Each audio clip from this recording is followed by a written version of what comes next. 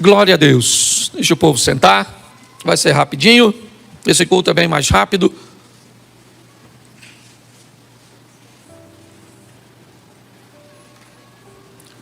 Isso. Pegue a sua Bíblia aí. João capítulo 5, verso de número 17. João 5, 17. Coloque para mim, por favor, na tela.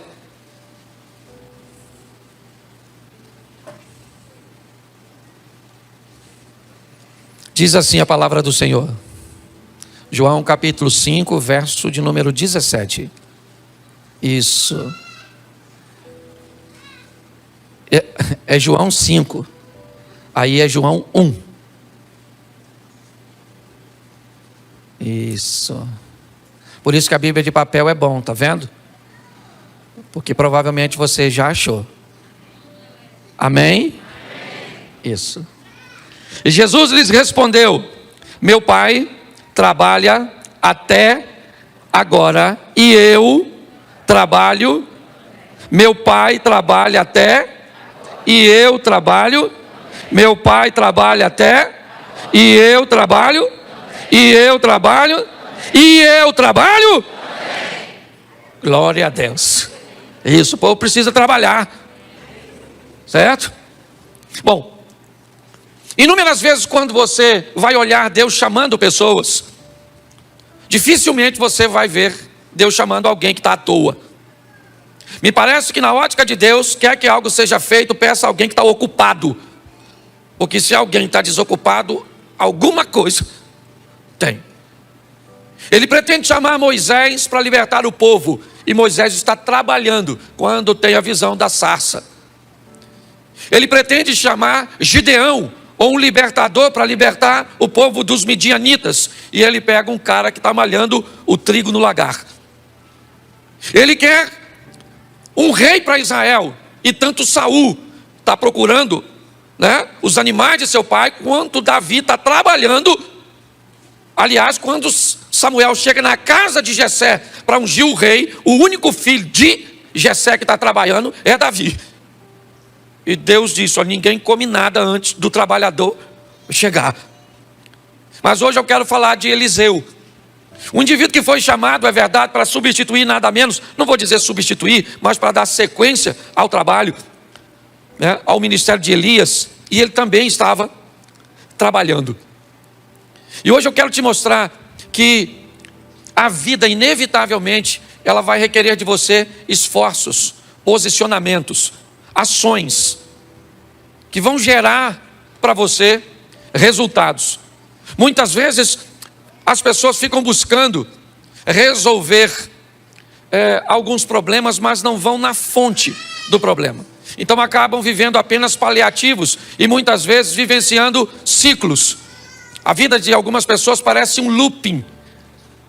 Ou seja, hoje ela está bem e ela vai indo bem, mas de repente ela volta novamente numa crise, num afastamento, ela volta num problema. São casamentos vivendo isso o tempo inteiro, nunca conseguem uma constância.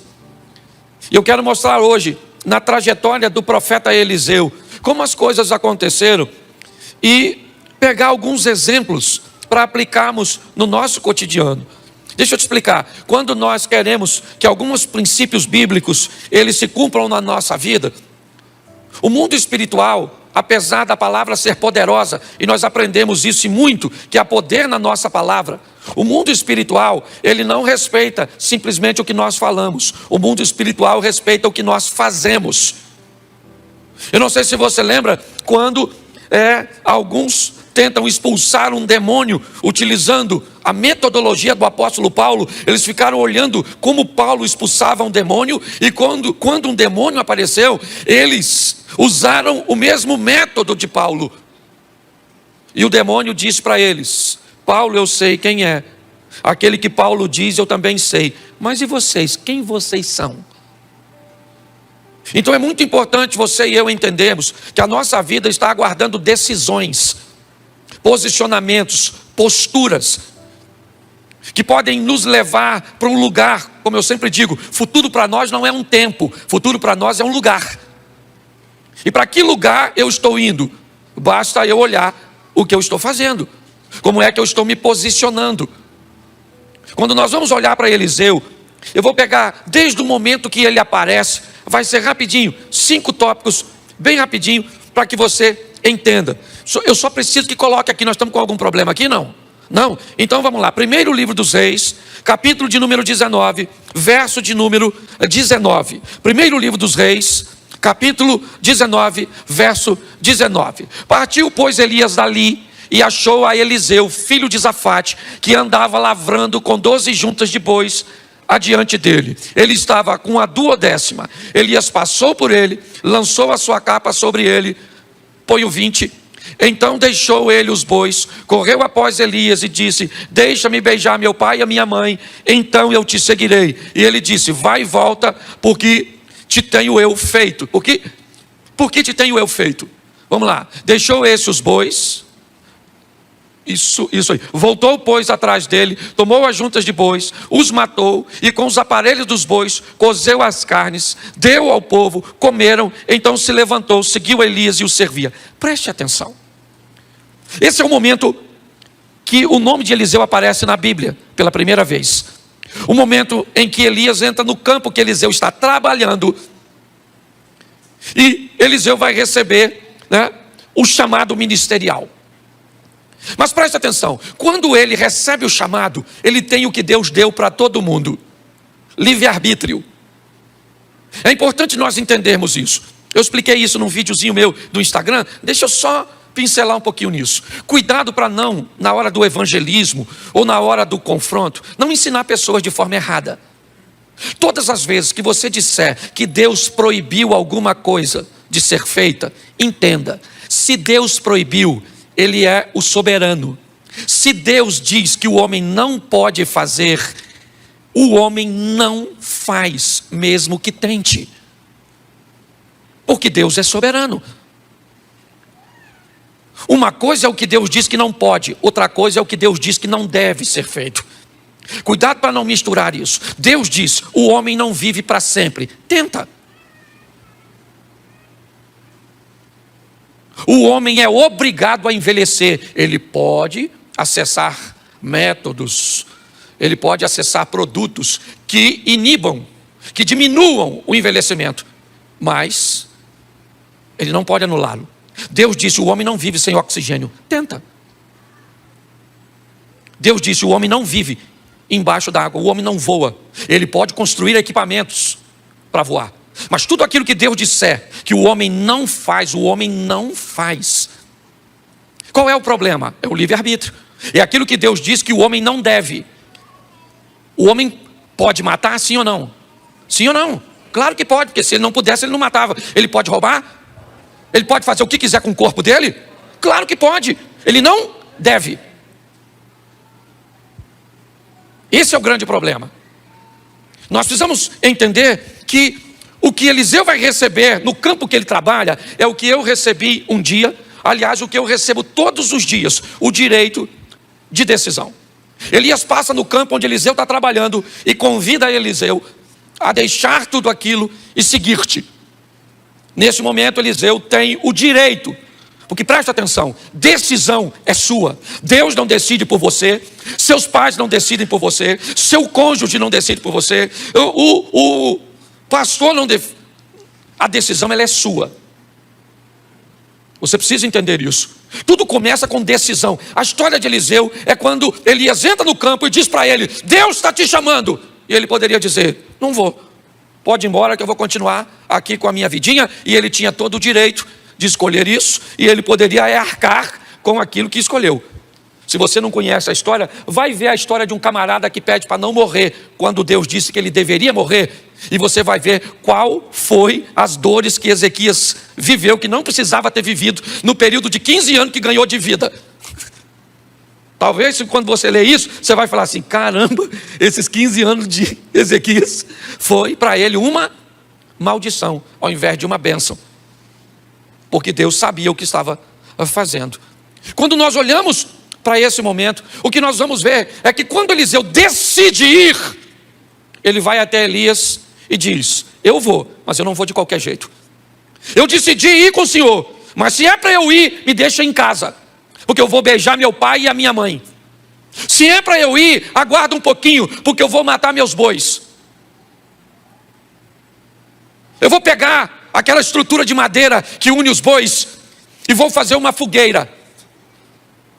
Eu vou destruir tudo aquilo que me prende à vida antiga antes de eu ir para a nova.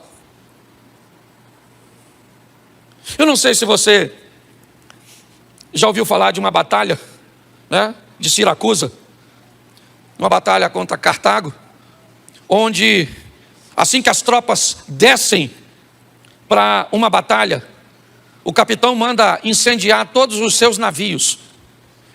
Ele manda atacar fogo nos próprios navios, simplesmente para dizer para ele mesmo e para todos os seus soldados que não há uma segunda opção. Ele chegou ali, ou ele vai vencer, ou ele vai vencer. Não tem outra, é só vitória.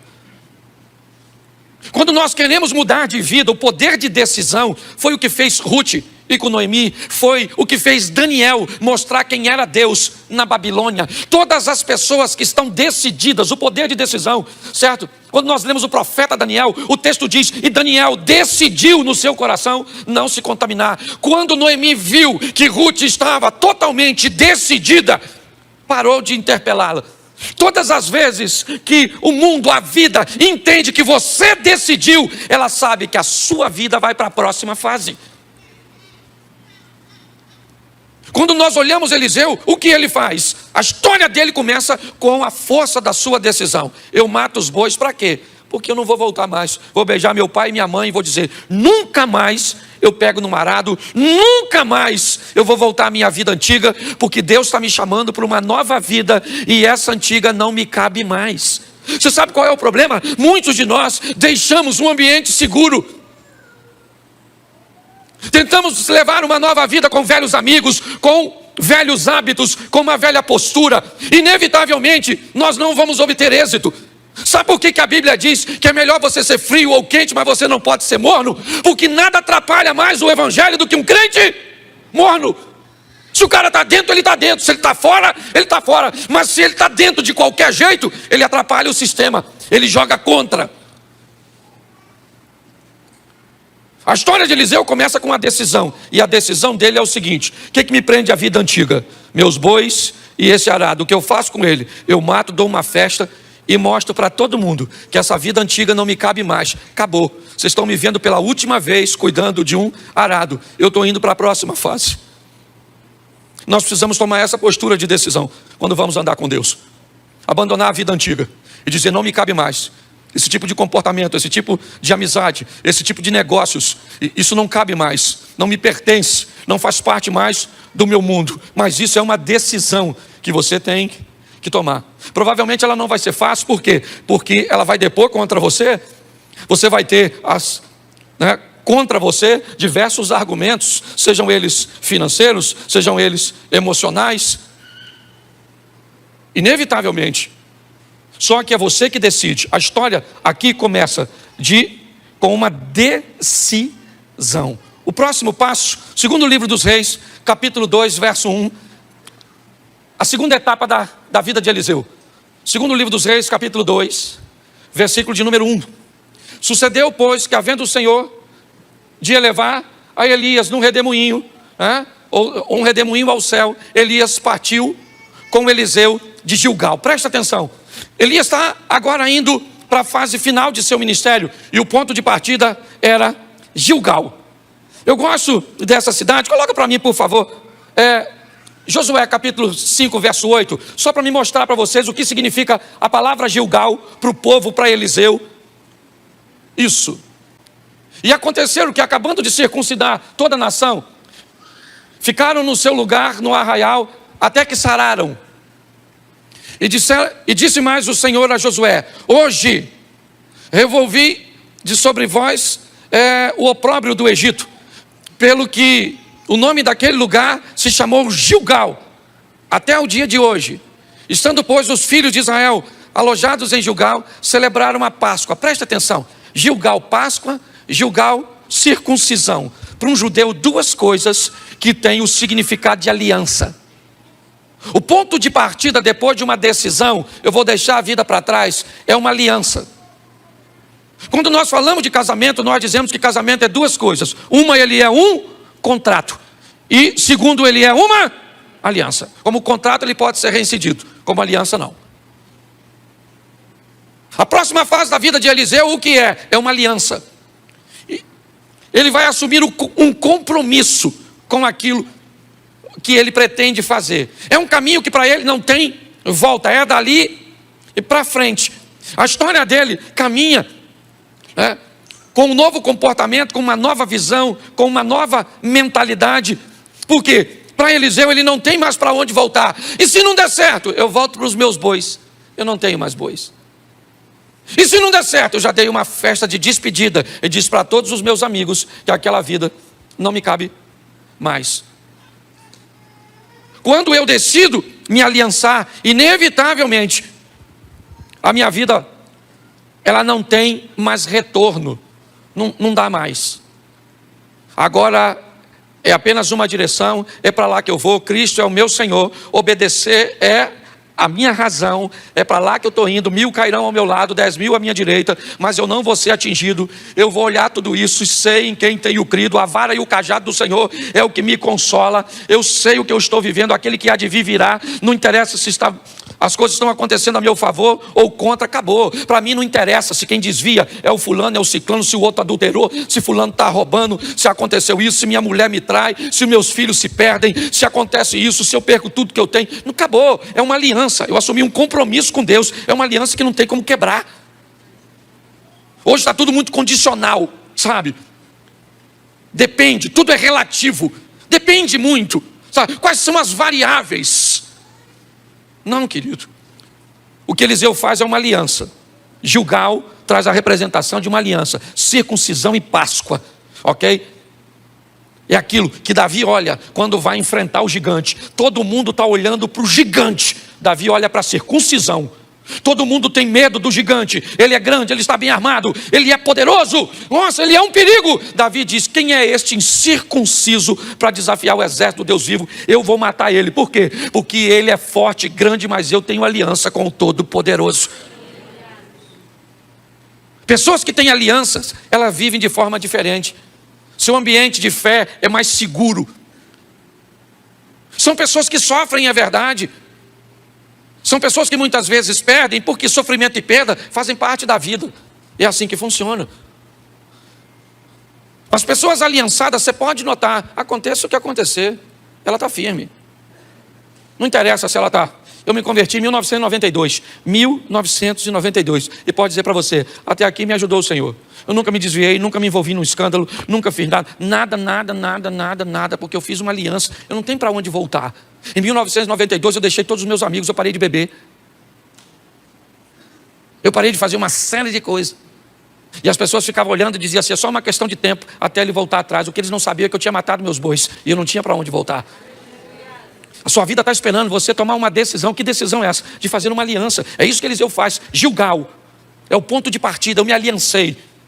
Enquanto você não estiver disposto a fazer uma aliança com outra pessoa, não se case. É assim que funciona. Quando você vai assumir um compromisso, você tem que colocar isso, como prioridade. Nós olhamos para a vida deste homem, você vai ver para onde ele está indo.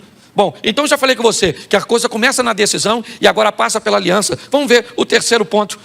Versículo 2, segundo livro dos Reis, 2:2. Põe para mim, por favor.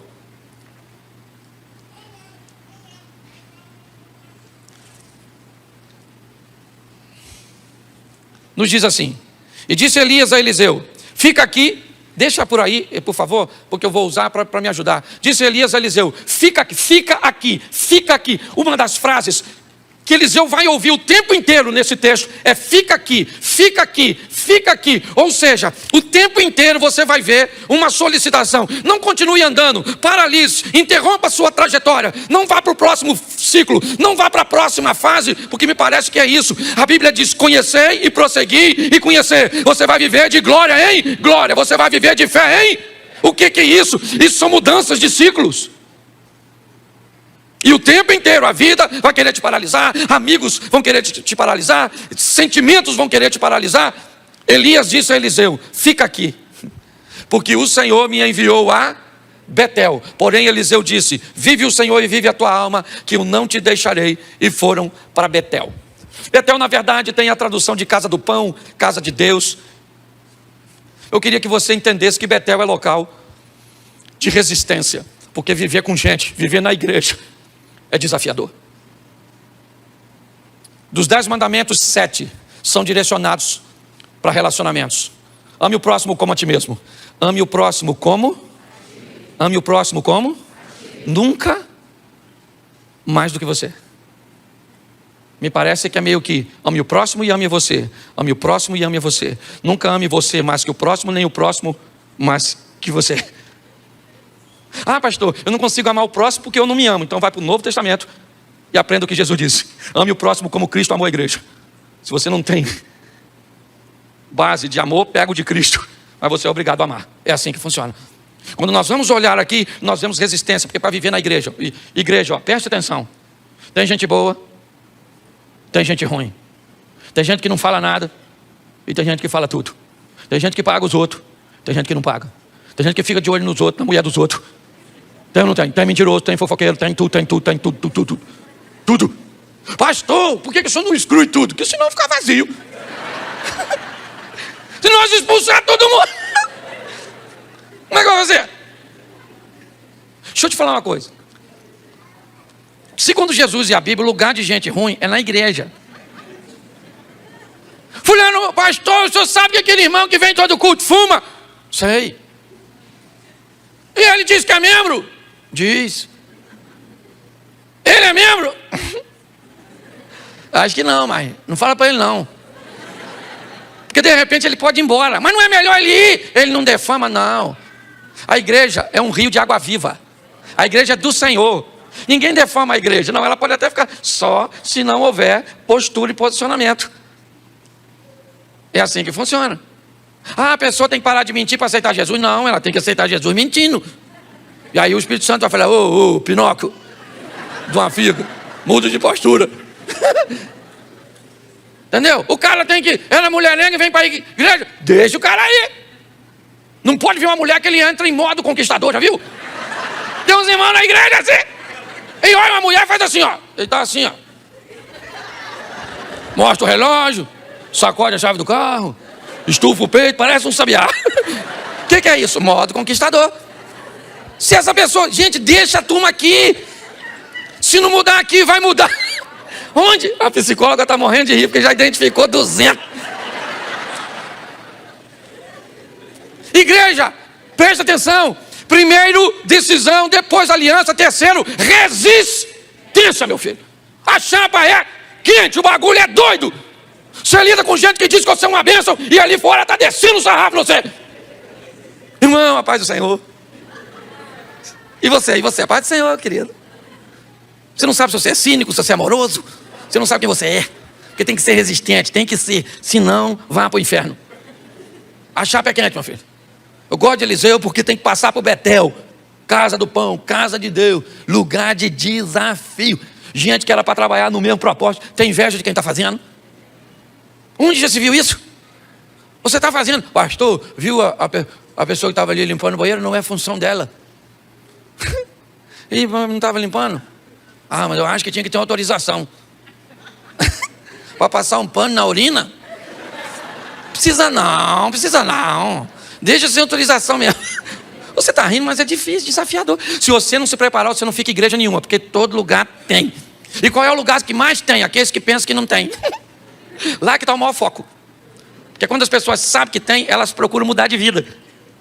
Então tem que ter resistência, meu filho. Tem que ter, porque a gente não sabe que hora Jesus volta. Quanto tempo ele falou que vai voltar? Ainda não voltou. Ó, eu era garota e já estava voltando. Jesus está voltando, Jesus está voltando, Jesus está voltando. Aceita ele, já aceitei, tem 30 anos. Ele não voltou até agora. Resistência, meu filho. É assim que funciona, tá certo? Quando nós olhamos, nós vemos isso. É o exemplo de Jó. Pensa num bicho resistente. Pô, o cara perdeu tudo, gente, não fez nada. Sabe o que ficou? A mulher dele. A única coisa que não morreu. Na minha opinião, devia ser a primeira. Não. Uma mulher extraordinária, resistente. Os filhos morreram, sim ou não? Sim. Ela divorciou? O Jó ficou todo machucadinho assim. Ela largou ele? Perdeu o dinheiro tudo. Esse dia o irmão teve aí uma aposentadoria bloqueada, a mulher dele foi embora.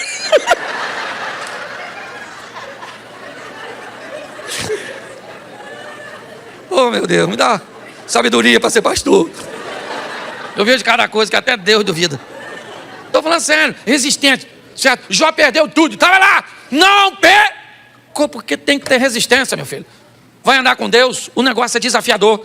Você anda lá no seu trabalho, só você, muitas vezes, vive uma vida ali íntegra. Você não fala nada de ninguém, cada um faz o que quer. Mas quando você vive uma vida de postura correta, a sua postura correta denuncia a postura incorreta. Aí o povo começa a te perseguir. Tem que ser resistente. Posso ouvir um amém? Amém. Isso. Vamos para a próxima fase aí. Capítulo 2, ainda no verso 4 agora. Verso 4. Disse Elias: fica aqui. Aqui onde? Em Betel. Fica aqui em Gilgal, fica aqui em Betel, ok? Fica aqui porque o Senhor me enviou a Jericó. Porém ele disse: tão certo como vive o Senhor e vive a tua alma, que eu não te deixarei. Note que novamente uma força está sendo empregada para paralisar Eliseu. Ele diz: eu não vou parar, tão certo como vive o Senhor e vive a tua alma, que eu vou com você. Eu não vou ficar em Betel, porque Betel não me para. Relacionamentos interpessoais não me param. Eu sou resistente para sobreviver a eles. Mas agora vamos para onde? Jericó. Tradução: em alguns lugares, cidade das palmeiras. Em outros lugares, cidade do mau cheiro.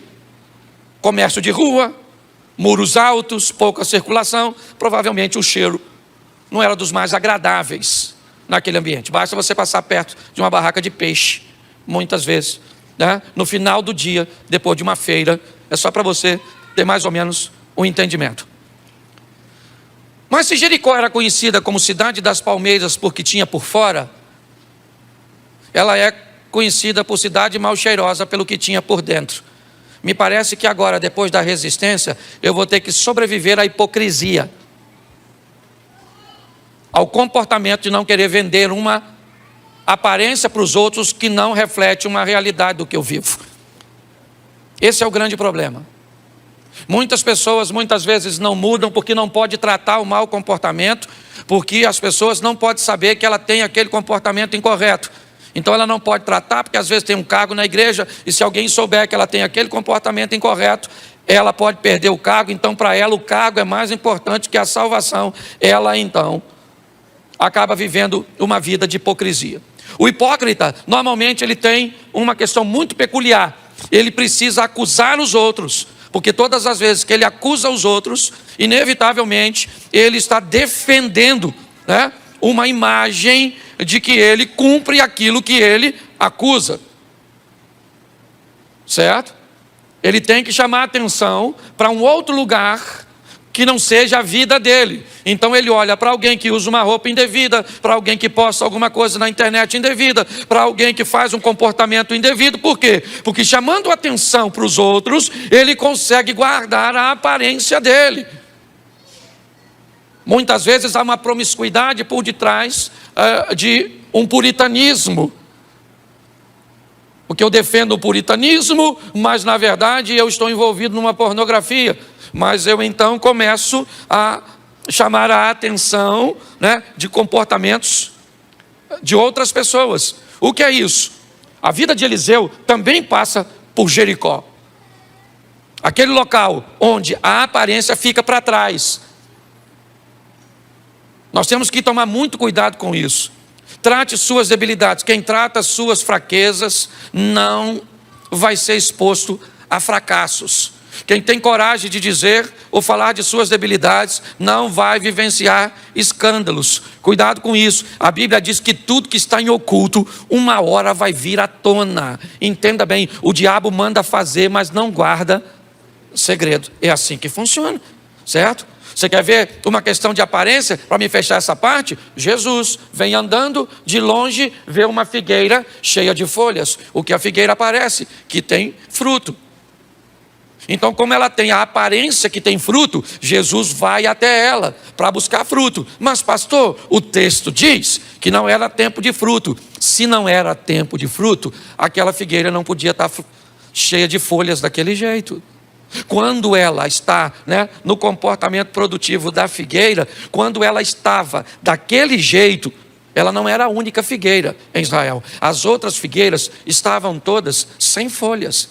Aquela figueira estava cheia de folha. Então ela passava uma mensagem, ela transmitia uma aparência que ela tinha fruto. Jesus vai até elas e quando ele chega lá, o texto diz que Jesus procura fruto e não tem, porque não era tempo de fruto. Se não era tempo de fruto, por que ela está aparentando que tem?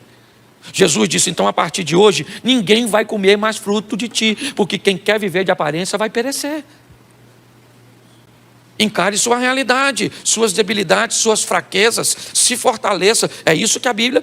Mas pastor, como é que funciona isso? Então quer dizer que eu tenho que ter uma decisão forte, eu tenho que assumir uma aliança, eu tenho que obter resistência, eu tenho que fugir da hipocrisia e de uma vida de aparência. Por isso, preste atenção. Verso 6, e eu termino aqui. E disse Elias, fica aqui porque o Senhor me enviou ao Jordão. Mas ele disse, vive o Senhor e vive a tua alma, que eu não te deixarei. E assim ambos foram juntos. Verso seguinte. E foram 50 homens dos filhos dos profetas, e de longe pararam de fronte, e eles ambos pararam junto ao Jordão. Preste atenção. Temos 52 homens. 52. Eliseu, Elias e 50 dos filhos dos profetas. 2 homens atravessam o Jordão, Elias e Eliseu. Se você quer saber qual é o resultado final dessa equação, é que quem toma decisão e leva adiante, estabelece uma aliança com Deus e vai viver num nível alto de resistência, não conservando uma aparência equivocada ou uma hipocrisia. 52, 2 atravessam, e um dos que atravessam sobe para encontrar com Deus, e o outro volta sozinho. Repita comigo, sozinho.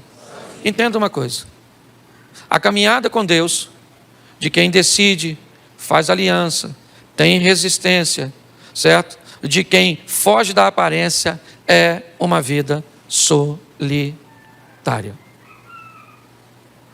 Se nós tivéssemos mais pessoas, talvez fosse mais fácil, mas não temos. É bem solitário. Você vai para lá para onde você trabalha, quantas pessoas querendo o que você quer tem lá? Pouquíssimas. Você vai para onde? Para a sua faculdade, para a sua universidade, para a sua pós-graduação, quantas pessoas tem lá? Preste atenção que é uma vida muito solitária. 52, 50 ficam e 2 passam. Eliseu vai para o outro lado, mas do outro lado, e aí que é legal, ele recebe coisas, vê coisas, vive coisas que a turma do lado de cá não vive. Eliseu vai lá rapidinho, Elias é levado ao céu, joga a capa, Eliseu rasga a sua capa, joga fora, pega a capa de Elias, volta, pega, toca o Jordão, atravessa, os 50 caras estão do lado de lá. Ele foi sozinho, é verdade. Porque quem resolve viver esse estilo de vida, não tem muitos companheiros. Mas, meu irmão, deixa eu falar uma coisa para você, minha irmã. O que você vai viver, o que os outros vão ver que Deus vai fazer na sua vida, através de você, é algo extraordinário. Sua vida está esperando você decidir, se aliançar, se fortalecer, fugir da aparência e entender que não dá para ter muita gente. Eu falei aqui e encerro. Eu, dia 7 de setembro, comprei uma passagem, peguei uma bandeira daquela que a gente coloca aqui, comprei uma camisa do Brasil, fui até a Avenida Paulista, abri e tirei uma foto. Marcelo estava comigo e o William também. Eu não tirei foto com ninguém, não subi em carro, não fiz nada. No dia 8, 63 mil pessoas deixaram de me seguir na rede social. Mas preste atenção. Eu vivo para quê? Qual é o meu propósito? Eu entendo que há solidão nesse estilo de vida. Não tem muita gente. Mas deixa eu falar com você. Se Deus for com você, as pessoas vão ter que ver. porque quando Eliseu volta, ele volta com Deus. E todo mundo, Eliseu mandou um recado para o Naamã: manda esse cara vir na minha casa, porque todo Israel vai saber que aqui ainda tem Deus, porque eu sou profeta. Eu ando sozinho, mas não vivo de aparência.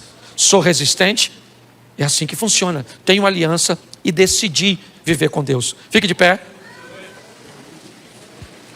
Se você deseja caminhar conosco, atrás daquela câmera ali, ó, tem uma sala, tem um casal para orar por você, ok? Se você hoje quer voltar para Jesus, quer recebê-lo, quer nos conhecer, já está aí, né, caminhando conosco um tempo, dá um pulinho lá, vai ter gente. Quando você sair agora, por favor, né, você saia pelos fundos aqui, porque tem um povo para entrar para o segundo culto, tá certo? Então, você vai sair ali por trás e o povo vai entrar por aqui. Mas se você quiser receber Jesus, dá um pulinho lá na sala que vai ter gente lá para te receber. Feche os seus olhos. Pai, em nome de Jesus, eu quero te agradecer pelo livre-arbítrio que o Senhor nos dá, por esse poder de decisão, se queremos ou não. E nós podemos decidir, só temos que arcar com o resultado de nossas escolhas. Leva-nos aos nossos lares agora, ó Pai, para uma semana de vitória, para uma semana de bênção, ó Deus, para uma semana onde o Teu nome será glorificado através da nossa vida. Não vamos viver de aparência, vamos estar sustentados por Tuas mãos poderosas, e este mundo vai ver quem é o nosso Deus. Que o grande amor de Deus, nosso Pai, a graça de nosso Senhor e Salvador Jesus Cristo e as doces consolações do Santo Espírito de Deus seja para com todo o povo do Senhor, e todos digam...